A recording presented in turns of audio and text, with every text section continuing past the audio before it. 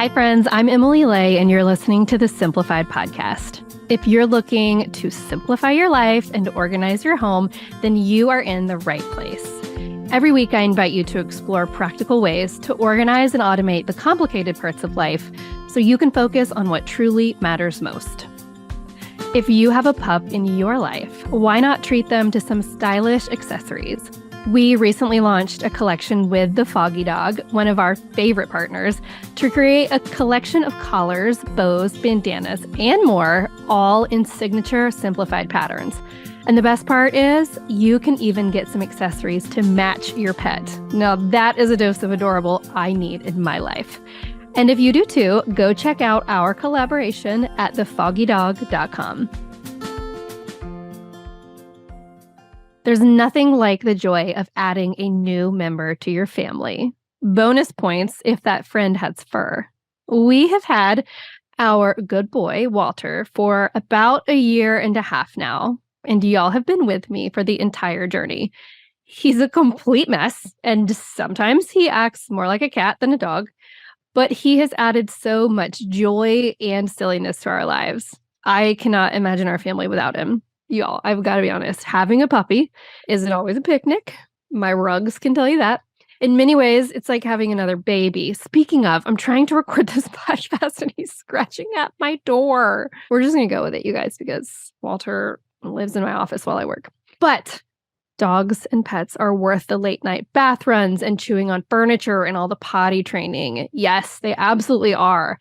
I bet I can even get Bryan to admit it. If you love dogs, you're thinking about getting a dog, or if you're like us and have a good boy or girl who could maybe be a little better behaved, then this episode is for you.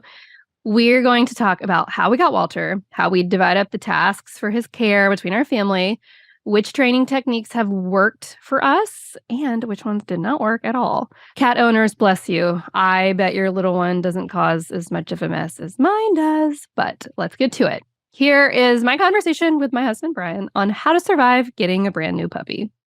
So we're just going to jump right in here and talk about dogs. Bryan, would you like to jump right in and tell everyone about your history with dogs? I grew up with dogs. My family, we always had family dogs. I love dogs. We were a big Weimaraner family. Familiar with that breed? That's the short gray hair, blue eyes. They're good dogs. Hyper, a lot of energy. But we didn't just have like one or two. Like, we bred them. We had puppies and sold them and the whole deal. So always grew up with dogs, loved big dogs, but they were always family dogs. And so I never felt like any super attachment to them. Another fact is we were military, so we moved around quite a bit, specifically overseas. Sometimes we would have a dog just for a couple of years and then find another family to adopt it, and then we would move. Yep. And so long story short, those were all family dogs. They weren't mine, but it wasn't until I guess I was a little older after college that I went and decided to pick out my own dog that, was living just with me after college. And that's what I got, Briggs. And he was a bull mastiff, 150 plus pounds, just the most gentle, caring, quiet, soft, dog. He looked like he would absolutely take you down, but he was the sweetest dog. He looked very scary, but he was not. And in fact, I've told this to people before, in the entirety of his life, I never saw dogs with short hair, the hair on the back of their neck will stand up. Yeah, he never did that. I've never once ever saw the hair on the back of his neck stand up. Did you just say he was naughty? No. It sounded like you did. I think you were saying like he's not. And I just wanted to set the record straight. You did not say he was naughty. He was a great dog. He was a good boy. Of course, that was my dog when we met and started dating. Yes, and he had a best friend. Right. So let's just cut to the chase. Oh, God. I have a pretty firm sense of dogs. Grew up with them, trained them. And our dogs were show dogs. I didn't tell you that. Our Weimaraners, we would show them. I believe in training dogs. I believe in making sure that they understand certain things and like they kind of know their place in the family and there's boundaries. Anyway, Briggs was very in tune with these. And when I met Emily, she had a dog named Harley that she called Harley Bogart. Harley Bogart. And Harley had none of those things. None of those things that I was just talking about, like the manners, the understanding of boundaries, discipline, none of them. So when our two dogs met, we had this 160-pound dog that was completely trained, completely obedient, completely aware. He needed somebody to come rough him up. And then there was this 17-pound dog named Harley that had no clue. I don't even think he weighed that ran much. around and he was a Boston Terrier, for anyone who's wondering. So, boy, that was an experience that we Harley thought he was a big dog, and Briggs thought he was a little dog. And so they were so cute. I will say, I mean, they got along incredibly. At the end of this episode, I have a pitch for Bryan that relates to the way they play together. Okay, we got to keep going. Let's tell the pod listeners, how did we decide to get a dog? And it starts with a black cat. She's been on me forever, years, about getting a dog. Again, what's the big problem? I love dogs. I have a small allergy to like just pet dander in general. So I've been just fine not having a dog. But the reality is, I mean, we have 3 kids, busy jobs, and our lives are stressful. And so I just wanted to push the whole dog thing off because it's just one less thing we needed on our plate. And Emily really wanted a dog, constantly getting the kids to ask me, like the whole deal. And I just figured I'll stand firm. Like I have to win an argument. I have to win something. Like I can't just not. And so I feel like it was November. It was the fall month, and a black cat. It was Halloween. Black cat showed up on our back porch, a kitten. Tuna. And kittens are cute, right? Who doesn't like a good kitten? Except, you know, that pet dander allergy that I mentioned, that doesn't apply to cats. I'm highly allergic to cats. Tyler is hyper allergic to cats, and Brady is allergic to cats. But somehow my entire family decided we were going to adopt this cat. And so now I went from fighting off the dog argument to literally like sobbing faces and my whole family looking at me in disgust because I wouldn't let him keep a cat, which at this point is like a walking allergy. And so we got Walter. All part of the plan. So she just pivoted real quickly from, well, if I can't get a cat, then you have to get us a dog. And here we are. To which I caved. Now we have a dog. And he's a good boy. No, he's not. Okay, B, if you could describe Walter's personality in 3 words, what would they be? It's Harley. It's just like Harley. Look, Walter is a sweet dog. Yeah. He's just got lots of energy and he likes to chew things. He talks with his teeth, I always say, because he wants to like grab your arm and just stay there, like with his whole mouth. Yeah. And he's not trying to bite you. He's so excited he doesn't know where to put his energy. Do you think he's changed since we got him? Not really. I mean, he's always had a little bit of energy, like the zoomies, right? We saw the zoomies when we first got him, and he does. He gets these moments with zoomies. He's very brave until he's not, and then he gets real scared. Mm-hmm. Storms scare him now? A little bit. And then in general, he's a very sweet, caring dog. He's not a mean-spirited or anything like that. He just doesn't know any better. He's just very active and he likes to chew things. Like, you know, the chewing is really the problem because he's sneaky about it. He's really smart. So smart. And so it's the way he goes about sneaking his chewing. And the reason I know he's sneaking because this is really funny. Last night, I hear Caroline down here screaming, well, not screaming, like, Walter. She's clearly trying to get him to drop something. And so I walked out. And I'm upstairs, so no one can even see me. And I just go, Caroline, what do you need? And Walter dropped it. The second he heard my voice. Yeah, he does that to me too. He dropped it. And so he knows better. He just chooses his battles. Well, I also think over time, he's started to act more like a cat. Like he likes to sit in the windowsill and climb on top of the table. Oh, yeah, he has done that. He is odd that way. That is so weird. Like, I don't know any other dog that would do that. Obviously, puppies are a lot, and he's still a puppy. Are there any tips that you would give for like integrating a new puppy into a family? Maybe things we did right or wrong? Sure. Well, I'll digress 1 second. Before we answer that question, I'll say that I have a tendency to come across very much like anti-Walter or anti-dog. And I mean, I guess I deserve that. I do see the merits of having a dog for your kids. Like, and that's really what broke me. Like, I wanted my kids to experience it. Obviously, all that nonsense about them helping and them promising to help, that's out the window the minute you get a dog. It's back to mom and dad. What are your tips on puppies? The biggest thing I'd say is you have to train the puppy because if you work hard enough on the dog while it's a puppy, you're cutting the work effort required for the adult dog.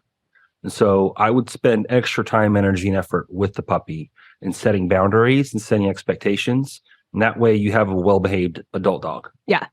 His most recent favorite thing, and this has nothing to do with puppies other than it's a rule I broke, because we were like, we're not going to let the dog in the bed. And every night when I'm going to sleep, I put Walter in the bed. Well, he comes over to my side of the bed And he just looks at me with his paws up, like, pick me up. So I pick him up. This is what happens. I have all these great ideas on how to train dogs because I know how to train dogs. And I've read books, I've watched videos, the whole deal. But him's a good boy. And then it doesn't work if your other half undoes it all. And so, okay, but listen, like feeding table scraps, it's a bad idea. It's a really bad idea. If you want your dog to respect your boundaries while you're eating, then you don't feed him table scraps. If you don't want him to beg at the dinner table, you don't feed him table scraps. And so if you don't want him to have to sleep in your bed, you don't let him sleep in your bed. But if he's a really good boy, you put him in the bed, he lays on his back, and he loves it when you scratch his belly for like 20 minutes. He lays perfectly still, and then he goes night-night. This episode is sponsored by BetterHelp. Do you ever find that just as you're trying to fall asleep, your brain suddenly won't stop talking? It's me. Hi, I'm the problem. It's me. As someone who's battled anxiety for many seasons of her life, I can tell you I've had plenty of those 3 a.m. nights when those anxious thoughts won't go away. But it turns out one great way to make those racing thoughts go away is to talk them through. Therapy gives you a place to do that so you can get out of your negative thought cycles and find some mental and emotional peace. My therapist is a godsend for me. She's taught me ways to recognize when my thoughts are getting out of control and how to center myself and remember these feelings are temporary and they will pass. I am so grateful for this kind of help. If you're thinking of starting therapy, give BetterHelp a try. It's entirely online, designed to be convenient, flexible, and suited to your schedule. Just fill out a brief questionnaire to get matched with a licensed therapist and switch therapists anytime for no additional charge. So get a break from your thoughts with BetterHelp. Visit betterhelp.com/simplified today to get 10% off your first month. That's BetterHelp, HELP.com/simplified. This time of year, I love doing a ruthless declutter, especially in our budget. I like to see the little places where I can save because those savings add up. That's especially important as we get closer to the holidays. And if you're looking for ways to trim your bills and add some cash back into your budget, you've got to try Rocket Money. Rocket Money is a personal finance app that finds and cancels your unwanted subscriptions, monitors your spending, and helps you lower your bills all in one place. Guys, listen to me. You have got to try Rocket Money's cancellation concierge because, no kidding, they saved me $672 on our Verizon bill for the next year. I repeat, $672. All I had to do was log into my Rocket Money account, and Rocket Money said, hey, we think we can lower this bill for you. And I said, okay, please do that. A couple days later, my concierge came back and said they saved me $672. And all I had to do was click a few buttons. Easiest money I've ever made, for real. So stop throwing your money away, cancel unwanted subscriptions, and manage your expenses the easy way by going to rocketmoney.com/simplified. That's rocketmoney.com/simplified. rocketmoney.com/simplified.